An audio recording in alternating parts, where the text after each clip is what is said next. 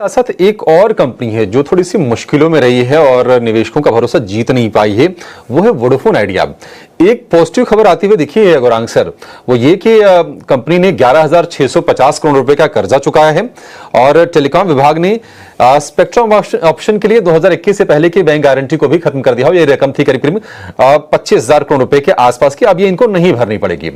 तो ये कह सकते हैं कि थोड़ी सी राहत जरूर है, लेकिन जो बड़े चैलेंजेस हैं वो तो जस के तस हैं।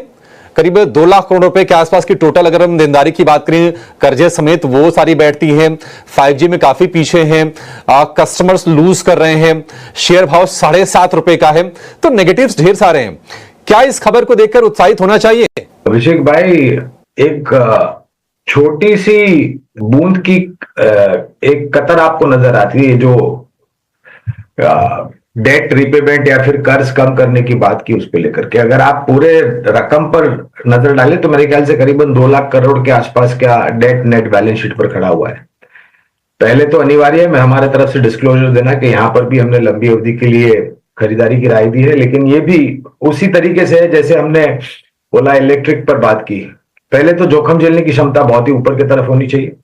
दूसरी बात, आपके पास नजरिया कम से कम 2, 2.5, 3 साल का होना चाहिए। तीसरी बात, एक अच्छी बात ये भी आई है कि 5G में जो यहां पर इन्होंने कदम नहीं रखा था वहां पर निवेश बढ़ा रहे हैं, यानी कि माइग्रेशन हो रहा है 4G से 5G। लेकिन डेट के साथ हर महीने ये उपभोक्ता भी गंवा रहे हैं और बहुत सारे चैलेंजेस हैं इस कंपनी के सामने। ये भी अनिवार्य है अभिषेक कि हमारे देश में, जो इतना बड़ा देश है जहां पर इतने बड़ी संख्या में स्मार्टफोन यूजर्स और सेल्यूलर सर्विस प्रोवाइडर्स की यूजेज की सर्विसेज की यूजेज की जाती है, इस्तेमाल किया जाता है, आपको 2 कंपनियां होना अनिवार्य नहीं है। BSNL की तो अलग बात है, उस पर तो जाना मेरे ख्याल से ठीक नहीं होगा, लेकिन एक तीसरी या चौथी कंपनी भी अगर रहती है सेल्यूलर सर्विस प्रोवाइडर सेक्टर में, तो ये एक बहुत ही संतुलन सा वातावरण पैदा करती है और मेरे ख्याल से उपभोक्ताओं को एक best services at reasonable price का एक ऑप्शन खड़ा करती है।